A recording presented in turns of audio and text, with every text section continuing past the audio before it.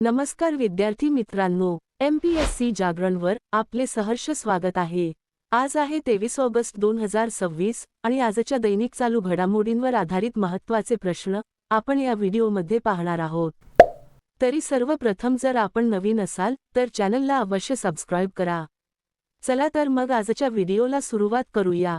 प्रश्न 1, नुकताच दहशतवादाच्या बळींची स्मृती आणि श्रद्धांजलीचा आंतरराष्ट्रीय दिवस कधी साजरा करण्यात आला आहे?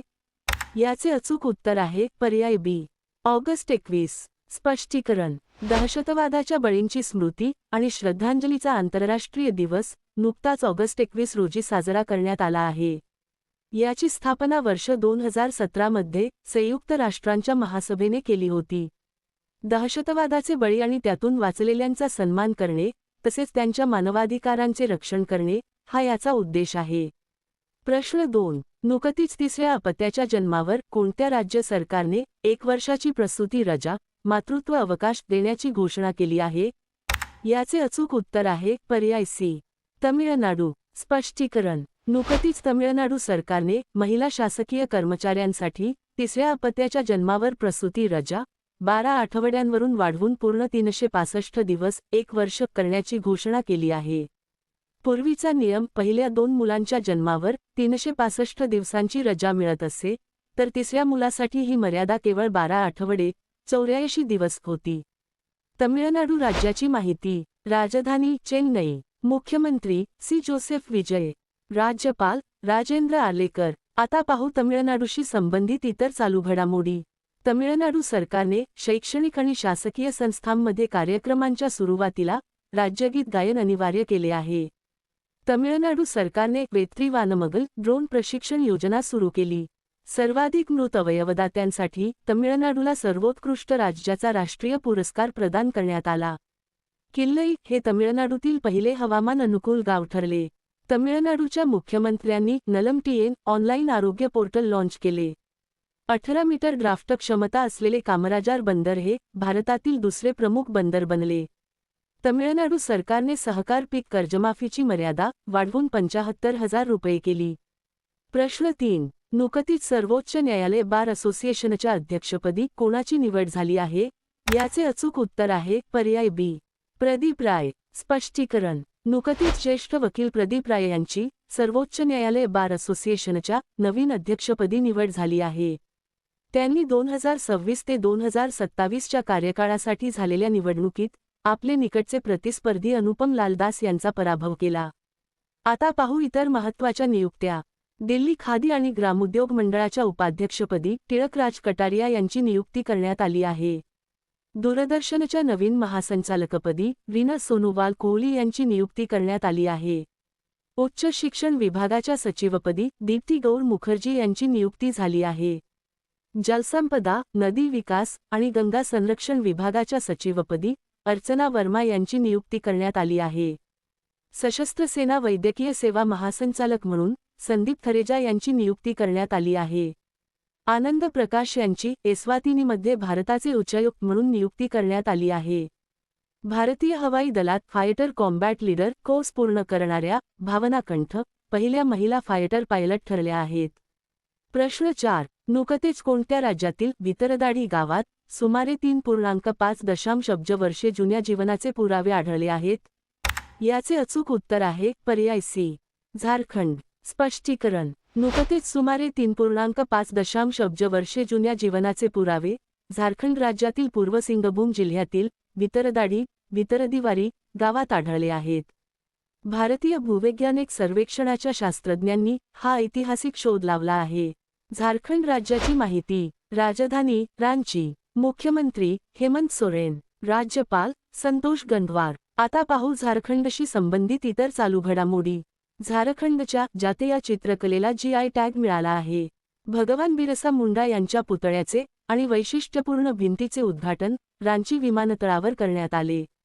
झारखंड सरकारने प्राथमिक शाळांमध्ये 0 प्राथमिक गणती दर प्राप्त केला आहे। हजारीबाग हे भारतातील पहिले मोतीपालन क्लस्टर बनले आहे। ईशांक सिंग याने पालकची सामुद्रधुनी 9 तास 50 मिनिटात पोहून पार केली। झारखंडच्या संघाने 2026 मध्ये 16वी हॉकी इंडिया सब ज्युनियर महिला राष्ट्रीय अजिंक्यपद स्पर्धा जिंकली। झारखंडमध्ये वनजीवी दीदी उपक्रम सुरू करण्यात आला. माओवाद्यांविरुद्ध ऑपरेशन मेगाबुरू झारखंडमध्ये राबवण्यात आले. प्रश्न 5. नुकतीच 65वी सुब्रतो कप आंतरराष्ट्रीय फुटबॉल स्पर्धा कोठे सुरू झाली आहे? याचे अचूक उत्तर आहे पर्याय डी. नवी दिल्ली. स्पष्टीकरण. 65वी सुब्रतो कप आंतरराष्ट्रीय फुटबॉल स्पर्धा 18 ऑगस्ट 2026 रोजी डॉ. बी.आर. आंबेडकर स्टेडियम, नवी दिल्ली येथे सुरू झाली आहे. या प्रतिष्ठित शालेय फुटबॉल स्पर्धेचे आयोजन नवी दिल्ली एनसीआर आणि बंगळुरू येथे केले जात आहे. प्रश्न 6. नुकतीच ग्लोबल चेस लीगच्या चौथ्या हंगामाचे यजमानपद कोणते शहर भूषवणार आहे? याचे अचूक उत्तर आहे पर्याय बी. बंगळुरू. स्पष्टीकरण. ग्लोबल चेस लीगचा चौथा हंगाम बंगळुरू येथे आयोजित केला जाईल आणि ही स्पर्धा भारतात पुनरागमन करत आहे. ही सलग दुसरी वेळ आहे जेव्हा ओव्हर द बोर्ड रॅपिड बुद्धिबळ लीग भारतात होणार आहे. गेल्या वर्षी मुंबईने याचे यजमानपद भूषवले होते. पहिला हंगाम 2023 मध्ये दुबईत झाला होता. त्यानंतर 2024 मध्ये लंडनने दुसऱ्या हंगामाचे यजमानपद भूषवले होते. प्रश्न 7. नुकतेच प्रणब पटनाईक यांचे वयाच्या 88व्या वर्षी निधन झाले, ते कोण होते? याचे अचूक उत्तर आहे पर्याय सी.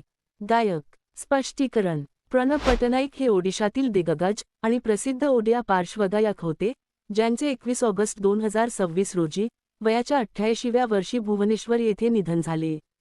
त्यांनी 5 दशकांहून अधिक काळ चाललेल्या आपल्या कारकिर्दीत 200हून अधिक चित्रपटांमध्ये आणि ओडिसी, लोकगीते तसेच भक्तसंगीत यांसारख्या विविध शैलींमध्ये आपला जादुई आवाज दिला होता. प्रश्न 8. नुकतीच कोणत्या राज्याद्वारे ऑपरेशन तुफान सुरू करण्यात आले आहे? याचे अचूक उत्तर आहे पर्याय सी. केरळ. स्पष्टीकरण. नुकतीच ऑपरेशन तुफान ही मोहीम केरळ राज्य सरकारने सुरू केली आहे. उद्देश राज्यातील वाढते ड्रग्ज नेटवर्क आणि अंमली पदार्थाचा व्यवसाय पूर्णपणे नष्ट करणे. केरळ राज्याची माहिती. राजधानी तिरुवनंतपुरम. मुख्यमंत्री व्ही.डी. सतीशन. राज्यपाल राजेंद्र आर्लेकर. आता पाहू केरळशी संबंधित इतर चालू घडामोडी. माय पोलीस स्टेशन उपक्रम केरळमध्ये सुरू होईल. केरळमध्ये रामायण मासाचा रामायण महिना शुभारंभ झाला. केरळचा जन्मदर पहिल्यांदाच प्रति हजारी 10च्या खाली आला आहे. अनुसूचित जाती आणि अनुसूचित जमातीच्या महिलांच्या सक्षमीकरणासाठी केरळ सरकारने दक्षायनी योजना सुरू केली. केरळमध्ये प्राण्यांच्या सर्वाधिक नवीन प्रजातींचा शोध नोंदवला गेला आहे. महिलांसाठी प्रियदर्शिनी मोफत बस प्रवास योजना केरळमध्ये सुरू करण्यात आली. प्रश्न 9. नुकत्याच पार पडलेल्या चौथ्या भारत-सिंगापूर मंत्रिस्तरीय गोलमेज परिषदेत भारतीय मंत्रिस्तरीय शिष्टमंडळाचे नेतृत्व कोणी केले? याचे अचूक उत्तर आहे पर्याय बी. निर्मला सीतारामन. स्पष्टीकरण. नुकत्याच सिंगापूर येथे आयोजित चौथ्या भारत-सिंगापूर मंत्रिस्तरीय गोलमेज परिषदेत भारतीय मंत्रिस्तरीय शिष्टमंडळाचे नेतृत्व केंद्रीय वित्त आणि कॉर्पोरेट व्यवहार मंत्री निर्मला सीतारामन यांनी केले. प्रश्न 10. नुकतीच टाटा पॉवरने स्वच्छ ऊर्जा संशोधनासाठी कोणत्या आय.आय.टी. सोबत भागीदारी केली आहे? याचे अचूक उत्तर आहे पर्याय सी. आय.आय.टी. मुंबई. स्पष्टीकरण. नुकतीच टाटा पॉवरने स्वच्छ ऊर्जा आणि प्रगत विद्युत तंत्रज्ञानामधील नवोपक्रमाला गती देण्यासाठी आय.आय.टी. मुंबई, भारतीय तंत्रज्ञान संस्था बॉम्बे सोबत धोरणात्मक भागीदारीवर स्वाक्षरी केली आहे. उद्देश प्रयोगशाळा स्तरावरील स्वच्छ ऊर्जा नवकल्पनांचे व्यापारीकरण आणि विस्तार जलद करणे. आता पाहू आय.आय.टी.शी संबंधित इतर चालू घडामोडी. ग्रामीण भागातील मधुमेह व्यवस्थापनासाठी rural outreach program data entry portal IIT. मुंबईच्या सहकार्याने विकसित करण्यात आले. पंतप्रधान मोदींनी आय.आय.टी. दिल्ली येथे AI सुपरकॉम्प्युटर परमप्रज्ञा लॉन्च केला. आय.आय.टी. गुवाहाटीने विषारी पदार्थाचा शोध घेण्यासाठी EI नावाचे पोर्टेबल ऑप्टिकल सेन्सिंग उपकरण विकसित केले. भारतातील पहिला उद्योग अकादमी अणु तंत्रज्ञान अभिमुखता कार्यक्रम अनुजनान आय.आय.टी. हैदराबादमध्ये सुरू करण्यात आला. आय.आय.टी. दिल्लीमध्ये हातमाग तंत्रज्ञानातील उत्कृष्टता केंद्राचे उद्घाटन झाले. प्रश्न 11. नुकतीच कोणत्या राज्य सरकारने 500 एकर क्षेत्रात जपान सिटी विकसित करण्याची घोषणा केली आहे? याचे अचूक उत्तर आहे पर्याय सी. उत्तर प्रदेश. स्पष्टीकरण. नुकतीच उत्तर प्रदेश सरकारने नोएडा आंतरराष्ट्रीय विमानतळाजवळ जेवर इडा क्षेत्रातील सेक्टर 5A मध्ये 500 एकर जमिनीवर समर्पित जपान सिटी विकसित करण्याची घोषणा केली आहे. हा प्रकल्प जपानी कंपन्या, त्यांचे गुंतवणूकदार आणि सहाय्यक उद्योगांसाठी एक एकात्मिक औद्योगिक टाउनशिप म्हणून तयार केला जात आहे. उत्तर प्रदेश राज्याची माहिती. राजधानी लखनौ. मुख्यमंत्री योगी आदित्यनाथ. राज्यपाल आनंदीबेन पटेल. आता पाहू उत्तर प्रदेशशी संबंधित इतर चालू घडामोडी. उत्तर प्रदेश सरकारने भटक्या प्राण्यांपासून आणि रानडुकरांपासून पिकांचे संरक्षण करण्यासाठी मुख्यमंत्री शेत सुरक्षा योजना सुरू केली.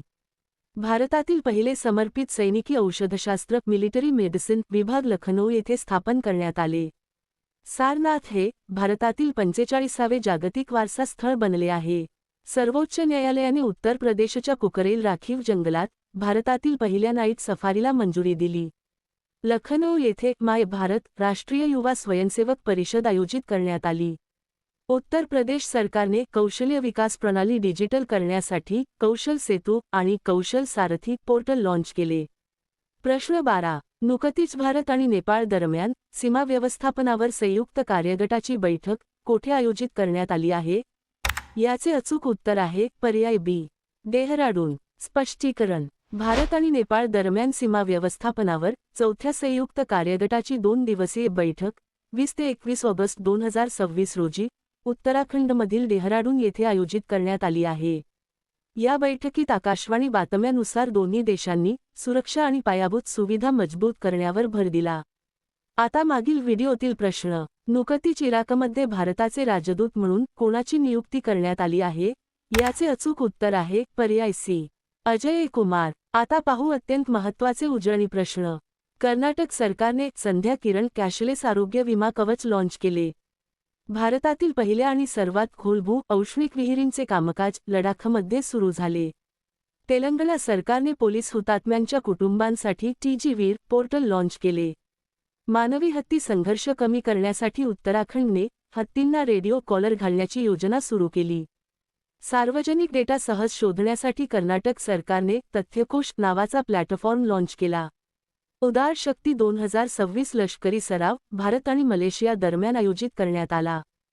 ग्लासगो येथे आयोजित 2026 राष्ट्रकुल क्रीडा स्पर्धेत पदतालिकेत ऑस्ट्रेलिया अव्वल स्थानी राहिला. आनंद प्रकाश यांची एस्वातिनीमध्ये भारताचे उच्चायुक्त म्हणून नियुक्ती करण्यात आली. अबेलाडो डे यांची कोलंबियाचे 36वे अध्यक्ष म्हणून नियुक्ती करण्यात आली. सारनाथ हे भारतातील 45वे जागतिक वारसा स्थळ ठरले आहे. इगा स्वायतेक हिने कॅनेडियन ओपन महिला एकेरीचे विजेतेपद पटकावले. भारतातील पहिला टेलिकॉम मॅन्युफॅक्चरिंग झोन ग्वाल्हेर येथे स्थापन केला जाईल.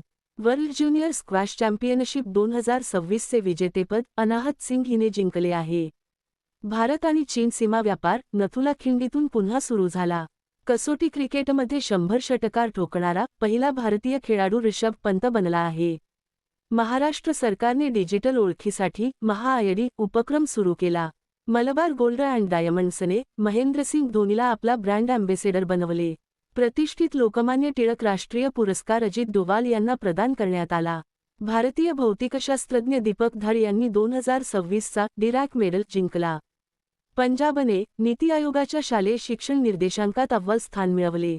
आता तुमच्यासाठी प्रश्न. नुकतीच स्वित्झर्लंडमध्ये भारताचे राजदूत म्हणून कोणाची नियुक्ती करण्यात आली आहे?